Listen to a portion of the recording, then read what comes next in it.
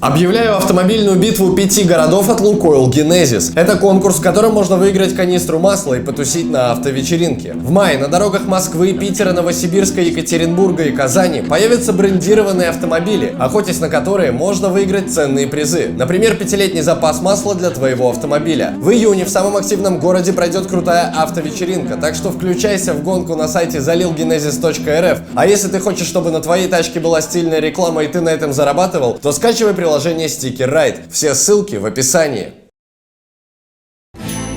Strawberries, cherries and an angel's kiss in spring. Честно признаться, у меня нет столько денег, чтобы пойти и купить себе такую машину. Поэтому я решил сделать ее своими силами.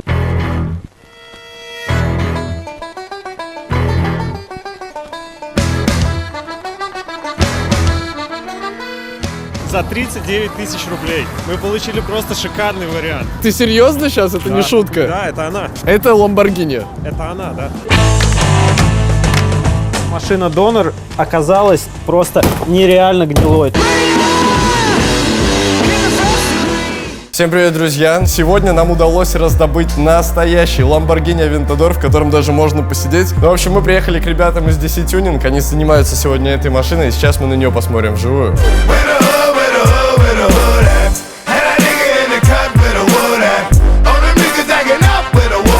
Я считаю, что первым делом нужно в нее сесть. Вот просто, когда ты видишь Lamborghini, боже ж ты мой. Слушай, ну вот все наши разговоры о том, что в Lamborghini неудобно, вообще херня. Мне очень удобно. Видишь, у тебя коленки практически закрывают уши. Так спокойно просто ездить с точки А в точку Б точно не получится. В ней сразу же все в напряжении. Она такая низкая. Вот ладонь и все. Тут, кстати, 20-е колеса стоят, а у нас 19-е будут. Смотри, вот здесь вот прям зазоры такие, как бы, ну, типа, кривые, что ли. Есть конкретные зазоры. Не маленькие, да? Причем он, да, тоже, смотри, он здесь начинается ровно, а здесь кверху он уже выпирает. Морковка немножко. Мы сейчас должны максимально, просто максимально найти все, к чему придраться на настоящий Lamborghini. Чтобы сделать лучше. Смотри, передний бампер тоже зазор кривой, вот он прям торчит в эту сторону. Даже надо было купить такую, она битая, наверное, у него.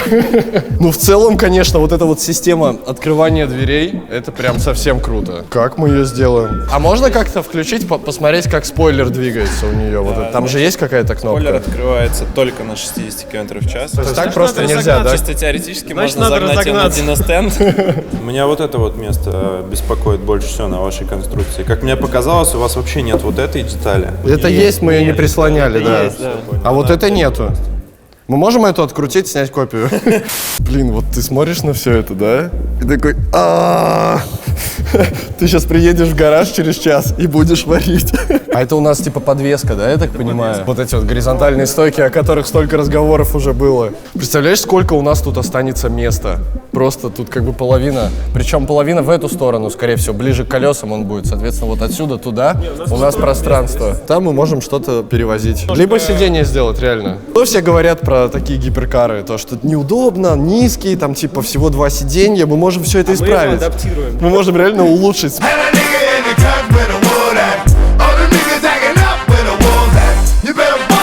Итак, отсюда заглядывает сотрудник ДПС. Заглядывает? Заглядывает. Вот здесь у нас ВИН-номер. Не, он заглядывает и лезет туда. Ему надо сразу зеркала какие-то там составить. Можно, кстати, вообще иллюзию целую. В принципе, для ног места нет. Все, я уперся. Радио, медиа, name, tel, car setup, джойстик какой-то, мультимедиа, бардачок вот такой вот малюсенький. Все такое минималистичное, оно как бы есть, грубо говоря, только для того, чтобы было. Если у тебя сел аккум, и тебе не открыть дверь. Снимаешь заглушку, здесь у тебя под ключ разъем, вот, собственно, ручка двери.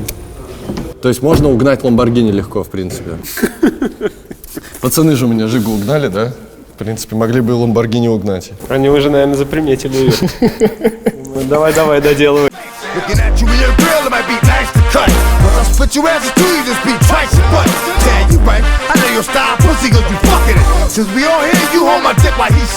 Так, ну что, друзья мои, мы посмотрели Lamborghini, в принципе, все запомнили, измерили там кое-какие моменты. На самом деле мы получили сегодня ответы на многие вопросы. Огромное спасибо Ярославу, то, что нас позвал.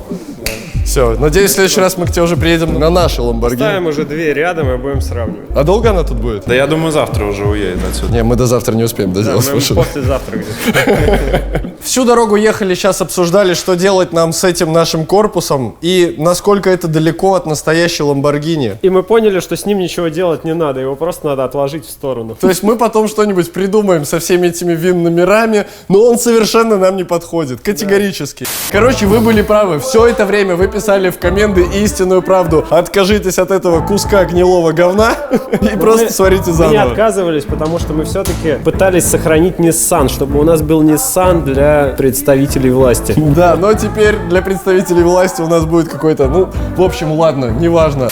Теперь, друзья, план следующий. Мы сейчас берем все, что у нас осталось от Ниссана, кроме подрамника, снимаем, убираем в сторону. Берем нашу трубу и начинаем ваять каркас. Когда у нас уже будет готовая машина, мы просто туда интегрируем наш Ниссанчик. Самое главное, что ты отмерил тележку еще в прошлый раз, потому что Егор варился по подрамнику. Соответственно, не будет никаких новых вычислений, новых замеров. Мы просто сегодня начинаем варить каркас Lamborghini.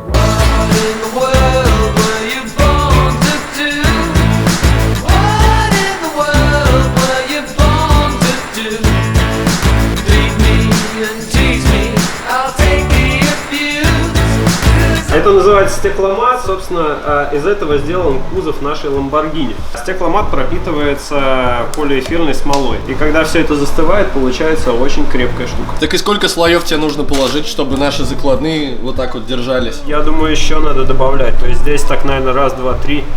Ну, где-то 3-4 слоя уже есть. Соответственно, ты в дальнейшем берешь вот эту вот часть, прикручиваешь ее к каркасу, который варишь. Да, приварена у нас к трубе будет, к основанию. Потом она вот так вот вставляется, Да, закручивается. и прикручивается болтами. То есть у нас, по сути, Lamborghini реально будет на быстросъемах. Это даже удобнее, чем делают машины обычные.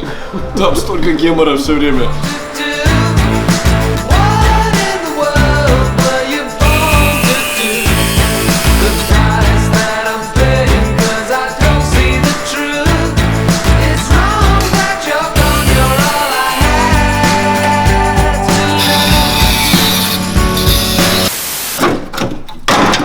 Это сделал, ты столько хотел его отрезать. А я Сколько говорил, времени, сколько да. времени ты говорил, я отрежу его, я его все равно отрежу. Не будет Илья туннеля в этой машине, не будет. Опасно так действовать, перестань. Это же очевидно, она нигде не держится. Зачем ее пилить до конца? Допили и доломаем потом. Я же пилю-то вот так, чтобы отбежать. И все. Я пилю, чтобы отбежать. Вот это стратегия.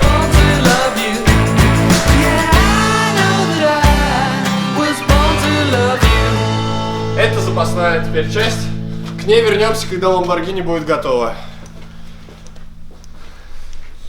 Всем известно, что диски — это один из самых важных факторов во внешнем виде автомобиля. Ну, сколько процентов это может занимать? Это 80%, четко проверенный уже факт. Мне кажется, многовато. Ну, 50 точно. Ну, ладно, пусть будет 50. Поэтому мы подошли максимально ответственно к выбору дисков для Lamborghini. Мы пересмотрели все возможные варианты, которые вообще есть в интернете, и решили то, что эти диски нам совершенно не подходят, и заменили их вот такими вот. Это один из самых распространенных рисунков, который можно встретить вообще на Lamborghini. Мы нашли эти колеса по дешевой цене, покрышки вообще взяли БУ. Ты помнишь, Илья, какая проблема была выбрать именно рисунок? Вообще у Lamborghini есть буквально 3-4 рисунка, которые подходят, которые и для все. нее. И при этом их не найти в продаже. Был вариант еще взять оригинальные диски, но они, по-моему, 1 200 000 стоили за комплект. Мне предлагали за 400 бэушные, на самом деле. Сейчас мы приступаем к дальнейшей постройке нашего каркаса, нашей рамы.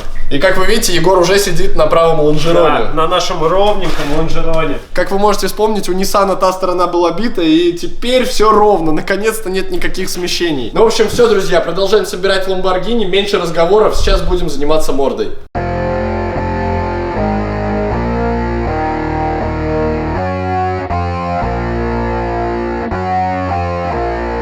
И вот только сейчас стало понятно, что мы изначально вообще не могли использовать никакого донора. На данный момент, когда морда накинута на правильной высоте, на правильной ширине, там не осталось места для Ниссана вообще. Сейчас я понимаю то, что по итогу наш донор очень удачный, потому что он оказался настолько гнилым, что мы от него отказались, и вот результат. Теперь у нас будет нормальный Lamborghini, а не все эти проекты, которые выложены на Drive 2, где машины по итогу выглядят как трактора. Да, это просто джипы, и можно заметить, они еще сняты так, если сверху, вроде ничего, но когда кадр опускается ниже, Боже мой, Всё, сразу, да. да. Ну, в общем, сегодня продолжаем сборку кузова. В ближайшее время Lamborghini уже обретет свой первый обоснованный внешний вид.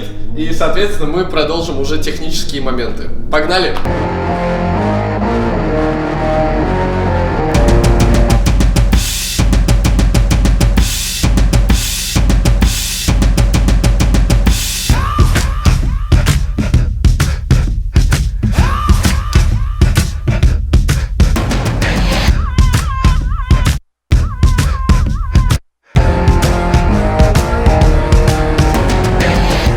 Так, друзья, на ваших глазах сейчас происходит знаменательное событие. Первая стыковка пластика с металлом. Как долго Егор вымерял это все, вы даже себе не представляете. Это просто длилось часами. В общем, суть в чем? Нам нужно было добиться того, чтобы вот здесь вот эта вот самая нижняя точка переднего бампера оказалась на расстоянии 120 миллиметров от земли. После этого нужно было поймать вот эту часть, и она должна была находиться 120 миллиметров плюс высота вот этого вот порога. Соответственно, это все в голове складывалось. Помимо этого, естественно, нужно отмерить все то же самое с той стороны, выставить морду по вылету, чтобы она полностью совпадала с колесом. После этого разобраться с шириной. В общем, это было очень трудно, и наконец-то Егор все отмерил, сделал перерыв, подошел еще раз, все перемерил, все со всех сторон совпало, и сейчас он это наконец-то приваривает. Как вы помните, недавно он делал закладные, соответственно, на них он уже надел небольшие отрезки трубы, и эти отрезки трубы он сваривает с рамой. Соответственно, сколько тебе осталось еще? 2 трубы приварить, да?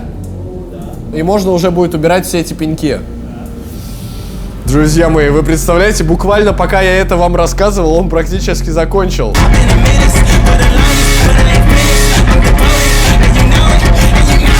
Даже не верится. Наконец-то ламба становится ламбой. Наконец ты радуешься, потому что, мне кажется, ты не до конца понимал, как все это будет происходить. И такая паника была, Nissan уменьшается, ламба не строится, все просто выкидывается. Прошел месяц, ничего не произошло. Здесь наконец-то стройка пошла. Уже есть конкретный результат, надо было сразу отказываться от этого донора. Ну, он сюда вообще никак не лез, абсолютно. Я больше не парюсь о вопросах, связанных с Ниссаном. Возможно, его больше никогда нам не видать.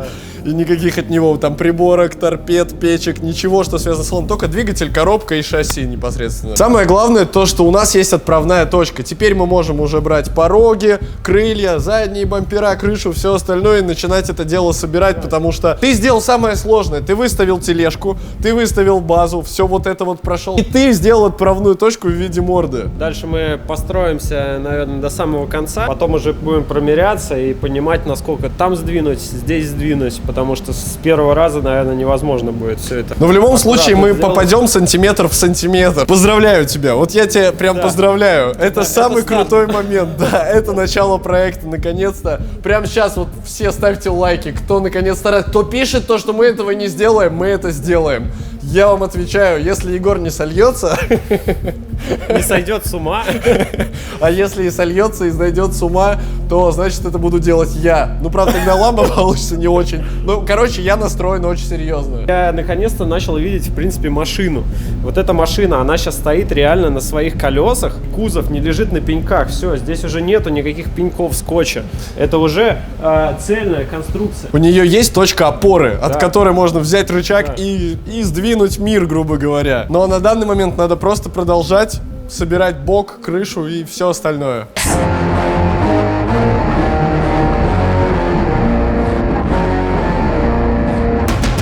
Phone in the morning, and I'm zoning, they say I'm possessed. It's an omen, I keep it 300, like the Romans, 300 bitches.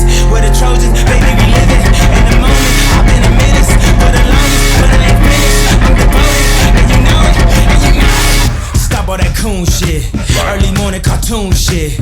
This is that goon shit, fuck up your whole afternoon shit. I'm aware I'm a wolf, soon as the moon hit. I'm aware I'm a king. Разобрались наконец-то с центральной частью, еле-еле подогнали ее вот по этим зазорам. Тут, как вы видите, прикрепили пока что все это дело на скотч, но она встала, причем встала очень точно. Был такой момент интересный, что Илья взял рулетку и начал что-то сзади мерить.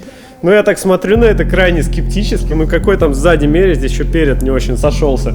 А оказались диагонали абсолютно точные. У нас не только передняя часть сошлась, но еще и задняя. Если мериться к любой точке подрамника по диагоналям, и так, и сяк, и эдак, она абсолютно точно встала, вплоть до миллиметра. Нам осталось только выровнять все это дело по высоте, но мы не можем с этим справиться, пока не разберемся с остальными частями кузова, а они у нас сейчас лежат и сохнут. Мы, соответственно, вклеили такие же закладные, как и для передней части, чтобы можно было вкручивать в них болты и привариваться. Ну, в общем, на сегодня все. В следующей серии мы будем заниматься выносом подвески. В следующей серии мы закончим собирать кузов, я надеюсь, уже. Кажется, Lamborghini наконец-то начинает приближаться к своему вот этому внешнему виду. Самый главный плюс в том, что мы перестали кромсать Nissan. Теперь Nissan — это два подрамника и мотор у нас. В общем, на сегодня мы закончили нашу работу. Подписывайтесь на канал, чтобы не пропустить следующую серию про постройку Lamborghini Aventador. Ну а на этом все. С вами были Егор и Илья. Увидимся. Пока.